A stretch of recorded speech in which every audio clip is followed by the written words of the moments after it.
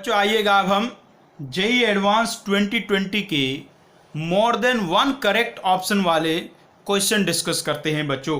इससे पहले हमने सिंगल करेक्ट वाले क्वेश्चन किए थे, उनमें मैक्सिमम क्वेश्चन इजी थे, एक क्वेश्चन को छोड़ के। भाई मल्टीपल वाले जो क्वेश्चन होते हैं वो हमेशा ही सिंगल करेक्ट वालों से थोड़े से तो मुश्किल होते ही हैं, क्योंकि इनमें आपको हर ऑप्शन को चेक करना होता है वो सही है या गलत है। तो आइए फर्स्ट क्वेश्चन देखते हैं जी।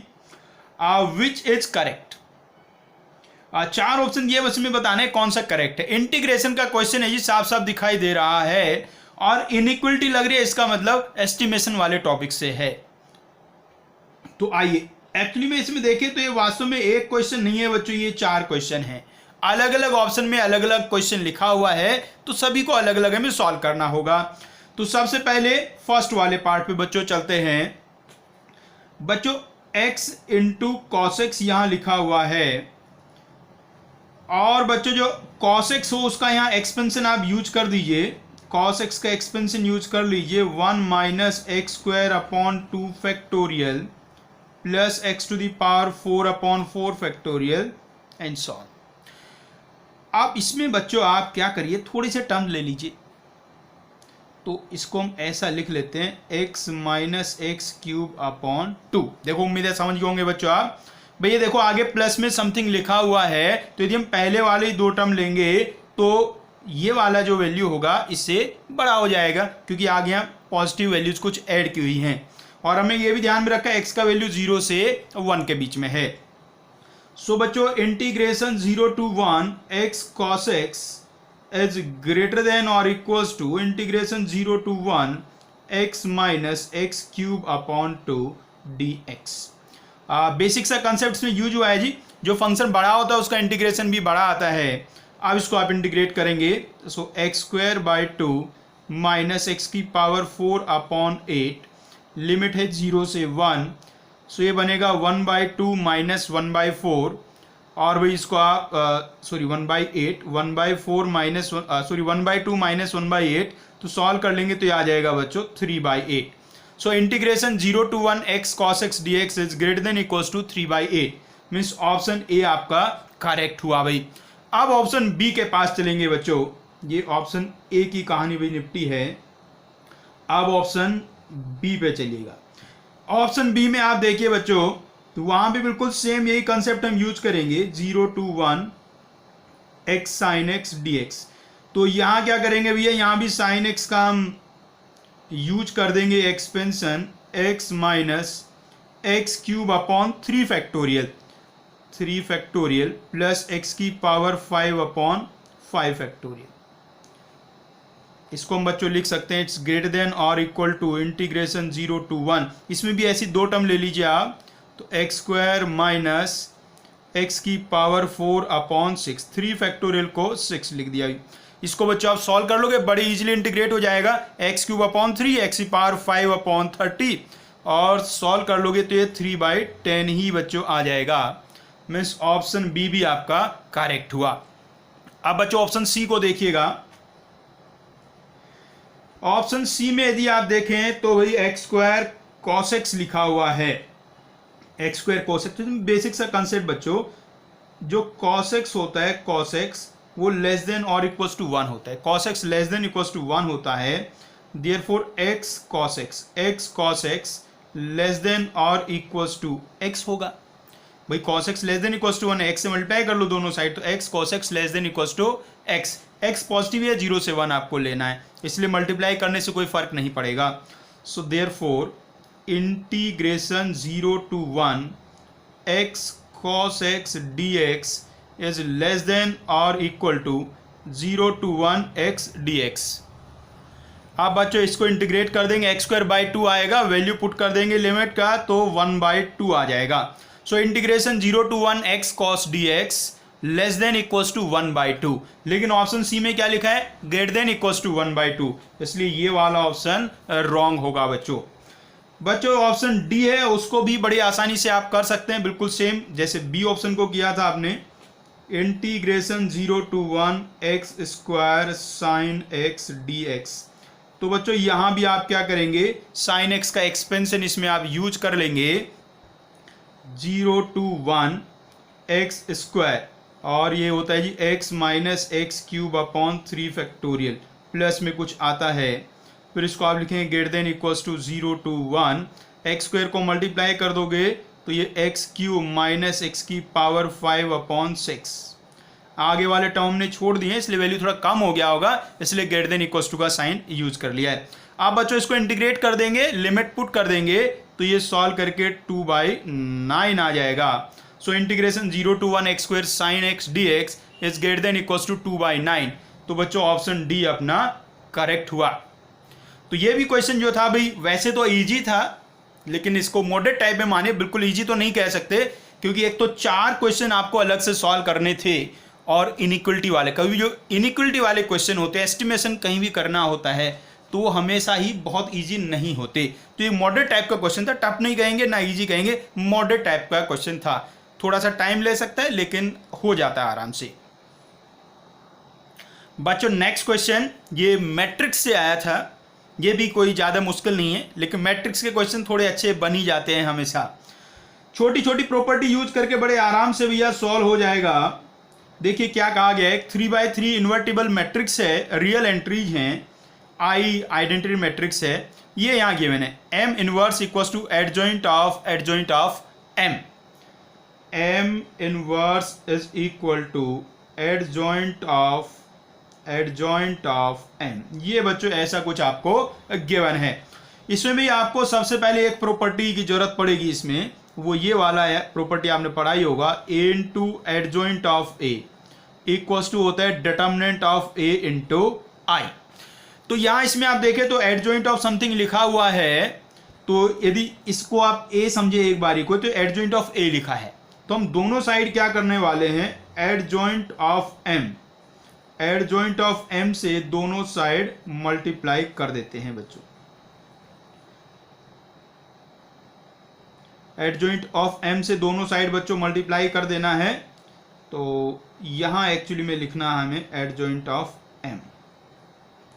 तो आप इसको हम एक बार यहां वापस से लिख देते हैं, adjoint of M into adjoint of M, ये बच्चों बना है फाइनली। आप बच्चों इसमें ये वाला प्रॉपर्टी आप यूज करेंगे तो ये देखिए क्या बन जाएगा, लेफ्ट साइड में तो adjoint of M into M inverse है, और उधर बन गया है determinant of adjoint of M into I. अब इसमें क्या करिए बच्चों, ये एम इनवर्स को उधर ले जाइए, ऐसे कहिए दोनों साइड एम से मल्टीप्लाई कर दीजिएगा, तो एम इनवर्स इंटू एम तो आई बन जाएगा, और adjoint of M into I adjoint of M बन जाएगा। सो लेफ्ट साइड में तो फाइनली बन गया adjoint of M. Right side में आप देखो mod of adjoint of M, ये होता है बच्चों डिटर्मिनेंट ऑफ एम की पावर n-1, एम उसका ऑर्डर हुआ करता है, ऑर्डर यहाँ 3 गिवन है तो ये हो गया पावर 2, और ये इनटू में आ गया m बच्चों। तो ये बच्चों रिलेशन बन गया है mainly, adjoint of m equals to determinant of m square into m। अब क्या करिए बच्चों, इसमें आप दोनों साइड डिटर्मिनेंट अप्लाई कर लीजिए। So determinant of adjoint of m is equal to determinant m square into m। अब बच्चों ये क्या बन जाएगा, ये बन जाएगा डिटर्मिनेंट m की power 6 into determinant of m। यहाँ प्रॉपर्टी समझ में आ गया होगा, किसी मैट्रिक्स को किसी कांस्टेंट से मल्टीप्लाई करके डिटर्मिनेंट लेते हैं तो कांस्टेंट की पावर n हो जाती है। यहाँ n की जगह 3 है, तो इसकी पावर 3 हो जाएगी, तो यहाँ पावर 6 आ जाएगी।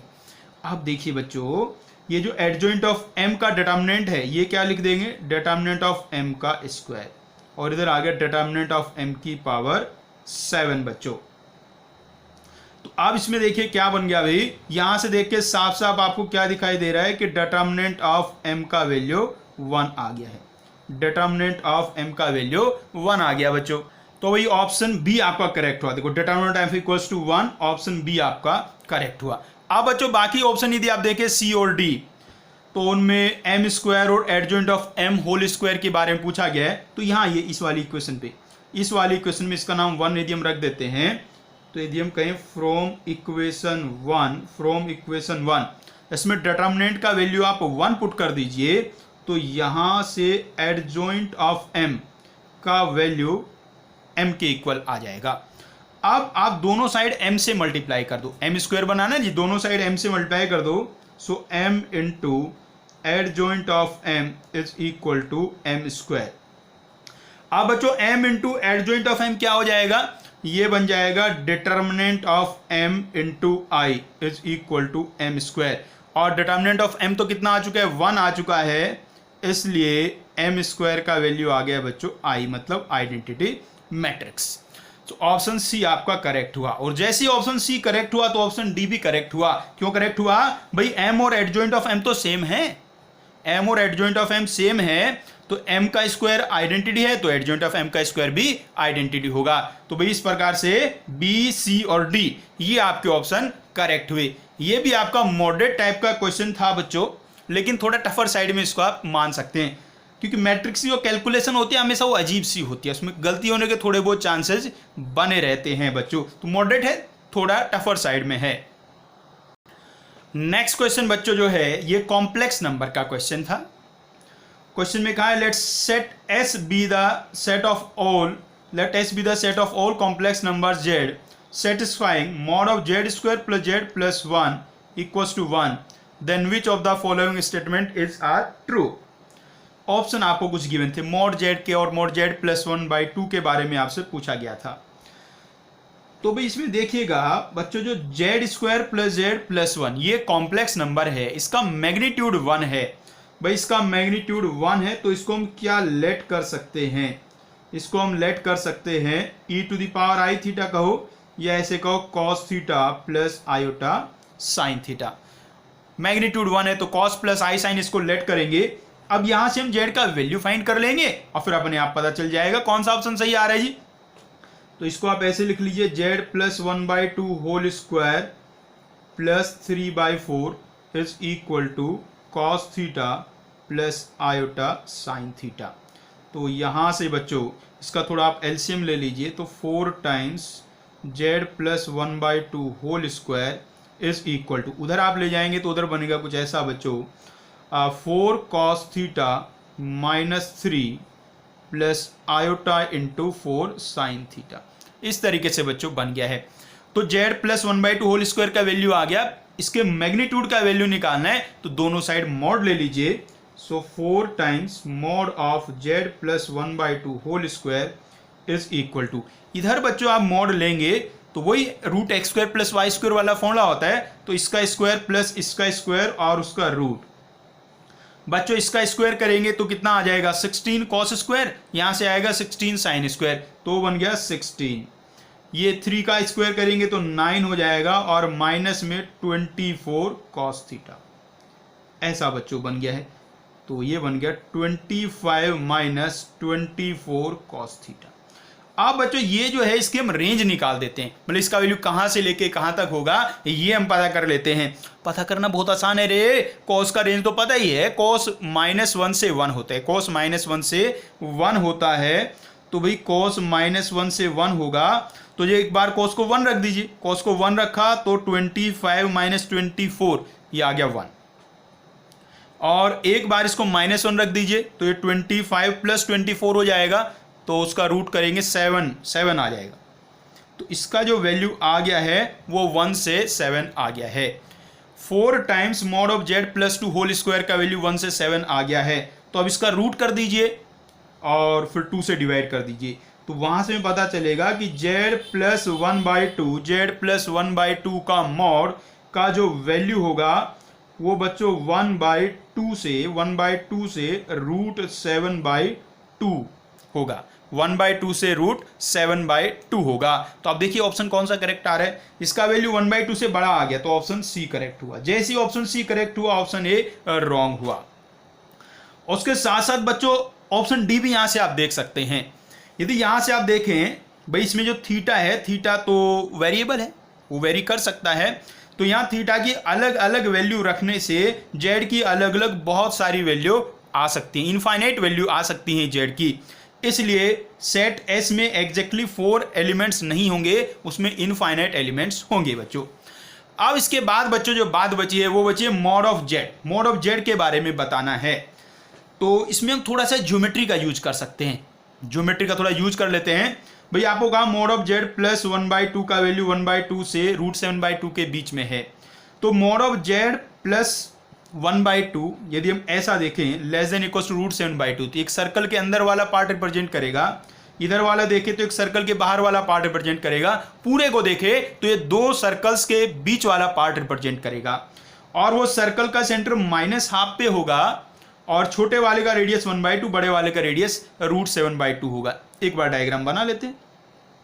एक छोटा सर्कल होगा जिसका रेडियस 1/2 होगा, एक थोड़ा बड़ा सर्कल होगा जिसका रेडियस √7/2 होगा, ऐसे बच्चों। और जो सेंटर है बच्चों, सेंटर है दोनों सर्कल कहीं कहा -½ 0 पे। अब देखो छोटे वाला सर्कल है उसका सेंटर -½ 0 पे, रेडियस ½ है, तो वो ओरिजिन से तो पास करेगा। ये यदि यहाँ आपका एक्स एक्सिस है तो यहाँ वाई एक्सिस बन जाएगा और ये ओरिजिन हो जाएगा। अब देखिए क्या कहा गया, ये वाला जो रीजन है बच्चों, ये दोनों सर्कल के बीच वाला जो रीजन है ये रिप्रेजेंट कर रहा है, जेड इस रीजन में लाई करता है, तो इस रीजन में जेड कहीं भी लाई करता है। अब आपको बताना है मोड जेड का वैल्यू, तो मोड जेड क्या है भाई, मोड जेड का मतलब पॉइंट का ओरिजिन से डिस्टेंस होता है।